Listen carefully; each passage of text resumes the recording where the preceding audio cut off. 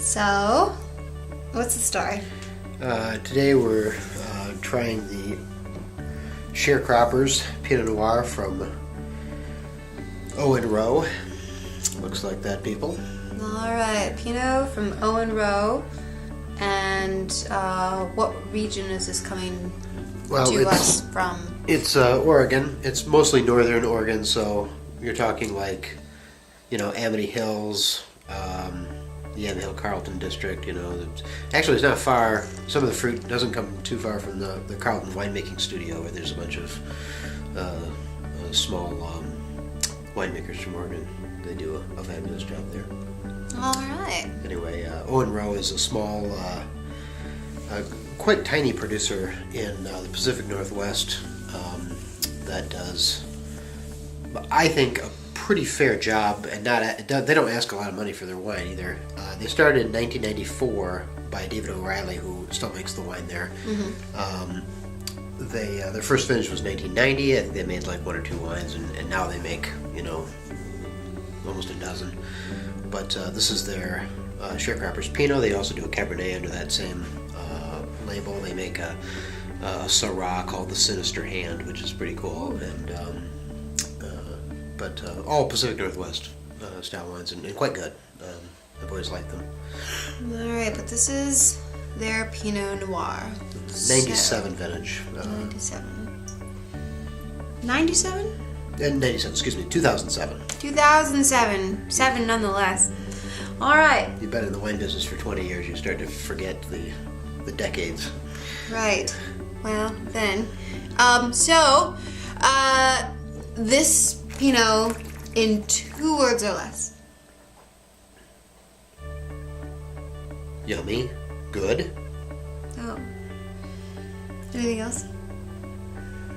It's very correct Pinot. I mean, it's nice and light.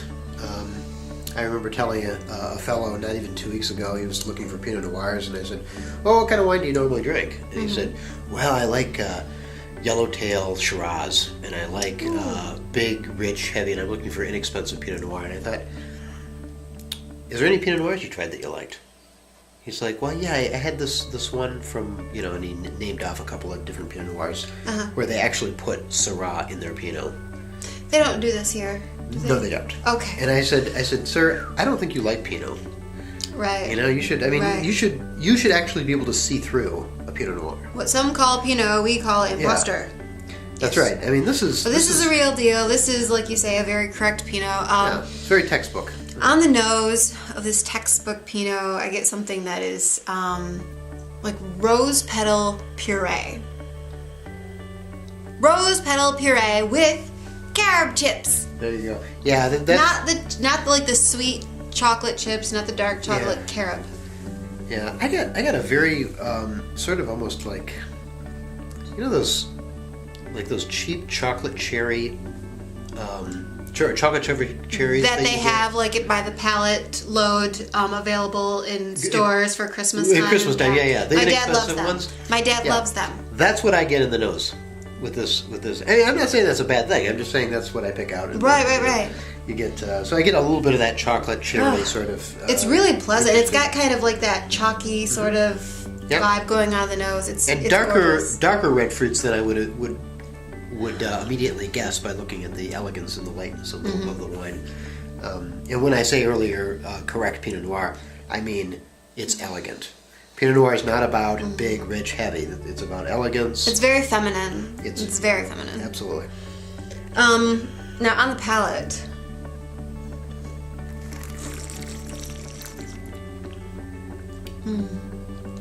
To me, it is very smooth. It's very all-encompassing. The finish is what gets me here, in that it ends with a very high, consistent note that just kind of slides off your tongue. Like it's, don't you think? Yeah, absolutely. I go along with that totally. It's like drinking silk, honestly. Keep in mind, I opened actually. This is the 07. We did take a sample of this last night, and it was fiercely tannic. So if anybody who's got bottles of the 97, don't expect it to be the 2007. Or excuse me, I keep saying that. The 2007 don't expect it to be beautiful right out of the gate. Right. It needs to breathe. You really should let it breathe for quite some time. It's a wine that I don't think should be really consumed for another 6 to 7 years. I mean, it needs time to like sort of mellow itself out and get to where it needs to be. You know? Well, it's lovely. It's absolutely lovely. So if you're looking for it now, how much does this go for? Do you know? You know, it's not in the market where we're at here in Michigan. It's not sold. Okay. So I buy it. I'm on their mailing list, but in the market, I don't think it's a lot of money. I mean, maybe it's $20 or $30 or something. It's not like. Let's buy a case. Why don't we have a case? It's always give me a case of this and give me a case of Give that. me a bottle, ask for a case. C'est la vie. All right. Cheers. Thanks for joining. Bonsoir.